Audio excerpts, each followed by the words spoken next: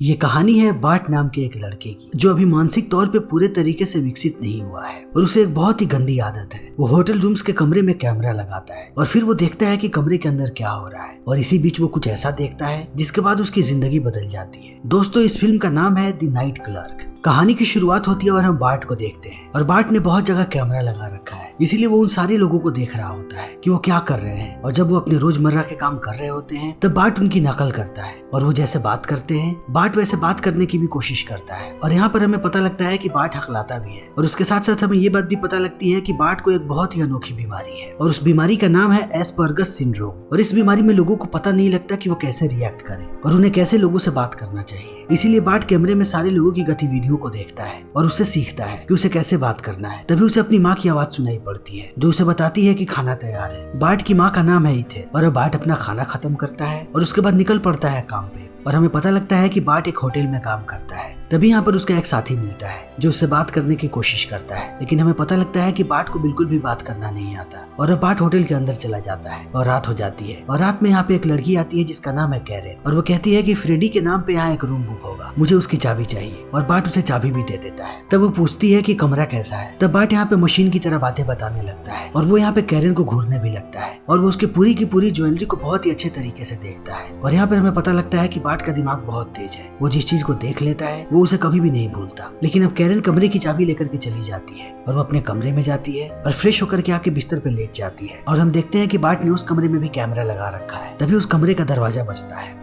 और कैरेन जाती है दरवाजा खोलने। तभी बाट के पास उसका एक साथी आ जाता है जिसका नाम है जैक। और जैक जैसे ही बाट को देखता है उसे लगता है कि बाट यहाँ पे फोन देख रहा है, इसीलिए वो हंसने लगता है और यहाँ से चला जाता है। लेकिन अब बाट की शिफ्ट खत्म हो जाती है, इसीलिए बाट अपने घर चला जाता है। और घर जाने के बाद वो वहाँ से भी देखने लगता है कि कैरेन कमरे में क्या कर रही है। तभी उसे वहाँ पे एक आदमी नजर आता है और अभी बाट इन्हें देख ही रहा होता है। तभी वो आदमी कैरेन को पीटने लगता है और उस आदमी के बैग से एक बंदूक नीचे गिरता है और वो आदमी बहुत ही बुरी तरीके से कैरेन को पीटने लगता है। और इस चीज को देखने के बाद अब बाट डर जाता है, इसीलिए वो अपनी गाड़ी निकालता है और भागता है होटल की तरफ और वो होटल के अंदर चला जाता है ताकि वो कैरेन को बचा सके। तभी जैक बाहर आता है सिगरेट पीने के लिए। तभी उसे बाट की कार यहाँ पे नजर आती है और इसी बीच उसे गोली की आवाज सुनाई पड़ती है, इसीलिए वो भागता हुआ जाता है ऊपर। और वो जैसे ही कमरे में दाखिल होता है उसे वहाँ पे कैरेन की लाश नजर आती है और वहीं पे बिस्तर पे बाट बैठा होता है, इसीलिए अब जैक भी डर जाता है और वापस आ जाता है वो पुलिस वालों को कॉल करने के लिए। लेकिन जैक के जाते ही बाट खड़ा हो जाता है और उसने जहाँ जहाँ भी कैमरा लगा रखा है और वो सारे के सारे कैमरे को निकालने लगता है और वहाँ से अपनी मेमोरी कार्ड भी निकालता है। तभी एक मेमोरी कार्ड नीचे गिर जाता है, लेकिन अब यहाँ पे पुलिस वाले आ जाते हैं और अगली सुबह बाट को भी बुलाया जाता है। तभी यहाँ पे हम देखते हैं डिटेक्टिव स्पाडा को और स्पाडा इस होटल के मालिक से पूछताछ कर रहा होता है और वो बाट के बारे में भी पूछता है। तब यहाँ का मालिक बताता है कि बाट एक बहुत ही अच्छा लड़का है और वो यहाँ पे 3 साल से काम कर रहा है और वो बहुत ही शांत स्वभाव का है, वो ऐसा कुछ भी नहीं कर सकता। तब स्पाडा जाता है बाट के पास और जब वो उससे बात करता है तब उसे समझ में आ जाता है कि बाट को कोई बीमारी है। लेकिन बाट यहाँ पे बताता है कि वो घर गया था, तभी उसे याद आया कि वो अपना वैलेट यहीं पे भूल गया है, इसीलिए वो अपना वैलेट लेने के लिए आया था और उसने ये सब देखा। और बाट यहाँ पे अपनी बीमारी के भी बारे में बताता है स्पाडा को। तब स्पाडा बाट को लेकर के चला जाता है पुलिस स्टेशन और यहीं पे कैरेन का पति आता है। तब वो उसे सारी चीजें समझाने लगता है और वो कैरेन के बारे में और बातें पूछ रहा होता है। तभी यहाँ पे बाट की माँ आ जाती है यानी ईथेल और वो पुलिस वाले को डांटने लगती है और कहती है कि वो उस पर केस कर देगी कि वो उसके बच्चे को परेशान कर रहा है, उसके बच्चे को एक बीमारी है और इसका मतलब ये नहीं कि वो एक खूनी है। और इतना कहने के बाद वो बाट को लेकर के आ जाती है। फिर वो बाट से कहती है कि अगर तुम्हें कुछ भी पता है और तुम कुछ भी जानते हो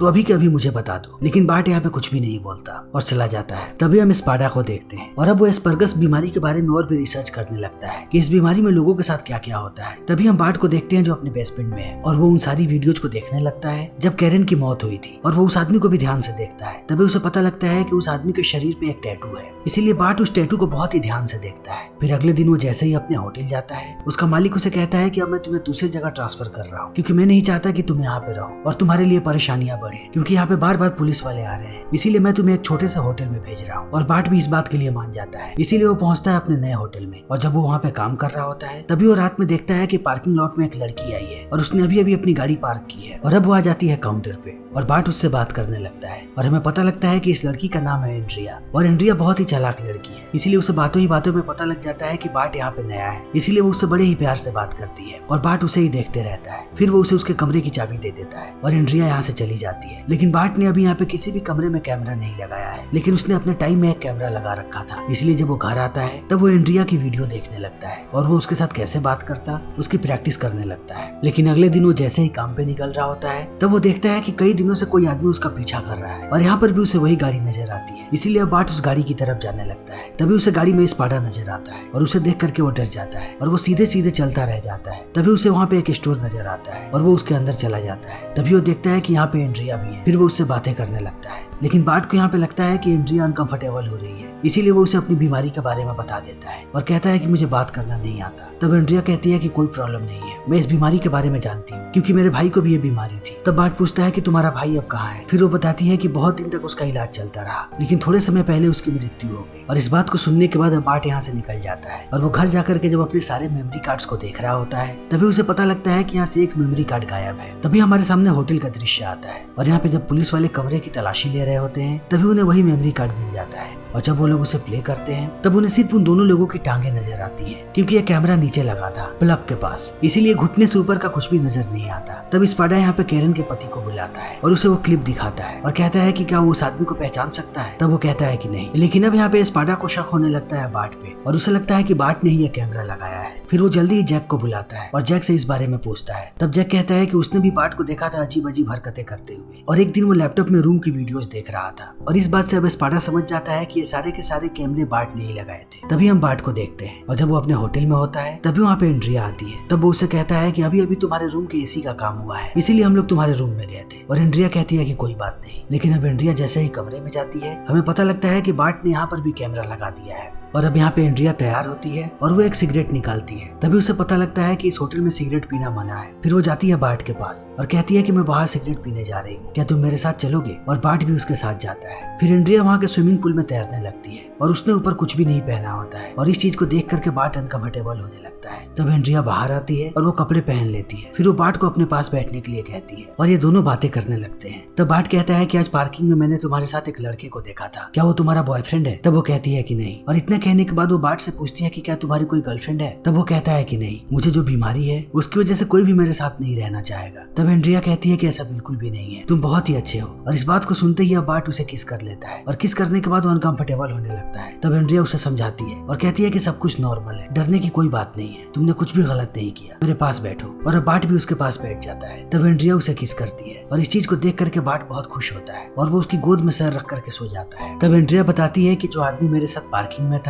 वो एक शादीशुदा आदमी है, इसीलिए मुझे बिल्कुल भी समझ में नहीं आता कि हमारा रिश्ता क्या है और सारी चीजें बहुत ही ज्यादा कॉम्प्लिकेटेड है, इसीलिए मैं किसी को भी नहीं समझा पाती कि हमारा रिश्ता क्या है। तब इस बात को सुनने के बाद बाट कहता है कि वो हमेशा ही उसकी मदद करेगा और वो उसका लाइफगार्ड बनना चाहेगा। और अब इस बात को सुनने के बाद एंड्रिया अनकंफर्टेबल हो जाती है और वो कहती है कि उसे थोड़ा काम है। और इतना कहने के बाद वो यहाँ से निकल जाती है। लेकिन बाट अब यहीं पे सो जाता है और सुबह सुबह वो अपनी गाड़ी निकालता है और निकल पड़ता है शहर में। और अब वो यहाँ पे अपने आप को पूरे तरीके से बदलने के लिए आया है। वो अपने लिए नए कपड़े खरीदता है, वो अपने बाल कटवाता है, नए परफ्यूम लेता है और उसके साथ साथ अपने लिए एक नई गाड़ी भी खरीदता है और अपने आप को एक नॉर्मल इंसान में ट्रांसफॉर्म कर लेता है। और वो ऐसा लड़का बनता है जैसे लड़के को लड़कियां पसंद करती है और वो खुशी में पहुंचता है होटल। फिर वो एंड्रिया को कॉल करने ही वाला होता है। तभी वो देखता है कि एंड्रिया किसी के साथ इंटीमेट हो रही है और बाट इन सारी चीजों को खिड़की से देख रहा है। तभी बाट इस लड़के के हाथ पे टैटू देखता है और उसे पता लग जाता है कि ये वही लड़का है जो कैरन के साथ में था। इसीलिए बाट बहुत ही ज्यादा डर जाता है और वो यहाँ से भाग जाता है। और वो जैसे ही घर पहुंचता है वो वहाँ पे देखता है डिटेक्टिव स्पाडा को और उसकी माँ बताती है कि स्पाडा तुम्हारे कमरे में घूम रहे थे और उन्हें तुम्हारे सारे के सारे हार्ड ड्राइव्स बहुत ही ज्यादा पसंद है, इसीलिए वो उन्हें भी देख रहे थे। और अब इस बात को सुनने के बाद बाट बहुत ही ज्यादा गुस्सा हो जाता है और वो स्पाडा पे चिल्लाने लगता है। तब स्पाडा यहाँ से चला जाता है। तभी हम बाट को देखते हैं जो एक और हार्ड ड्राइव निकालता है जिसे उसने छुपा करके रखा था और उसमें से वो उसी क्लिप को देखता है जिस रात कैरन मरी थी। और अब वो ध्यान से इस आदमी को देखने लगता है और हमें पता लगता है कि ये आदमी थोड़ा थोड़ा कैरन के पति की तरह दिखता है। इसीलिए बाट कड़ी से कड़ी जोड़ने लगता है क्योंकि एंड्रिया ने भी उसे कहा था कि जो उसके साथ आदमी है वो मैरिड है और उस रात वो बंदूक कैरन के बैग के अंदर था और ये बात सिर्फ उसके पति को पता हो सकती थी। इसीलिए अब बाट इन सारी चीजों के बारे में सोचने लगता है और उसके पास एक वीडियो फुटेज भी है। और अब बाट की परेशानियां ऐसे ही बढ़ने लगती है और वो काम पे जाना बंद कर देता है और वो अपने फोन कॉल्स भी नहीं उठाता और इस बात से उसकी माँ बहुत ही ज्यादा परेशान हो जाती है। इसीलिए एक दिन वो उससे बात करने के लिए आती है और बार्ट को भी अपनी माँ से बात करके अच्छा लगता है और वो धीरे धीरे नॉर्मल होने लगता है। तभी हम एंड्रिया को देखते हैं उसी आदमी के साथ और हमें पता लगता है कि इस आदमी का नाम है निक और ये कैरन का पति ही है जो अभी एंड्रिया के साथ है